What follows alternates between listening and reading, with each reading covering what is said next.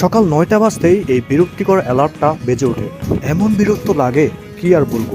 যাই হোক, বুঝতে পারলাম উঠে যেতে হবে, তাই উঠেই গেলাম। অ্যালার্মটা অফ করে আমার প্রথম কাজ হলো গিটারটা হাতে নিয়ে একটু টুংটাং করা। শোয়া থেকে উঠে প্রথমেই আমাকে এক গ্লাস পানি খেয়ে নিতে হয়, এরপরে ব্রাশ নিয়ে দাঁত ব্রাশ করতে যাওয়া।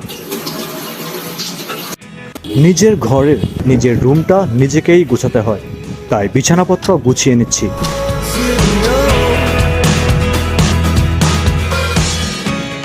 তারপরেই হালকা একটু ব্যায়াম করে নাস্তা করে ফেলি আমি।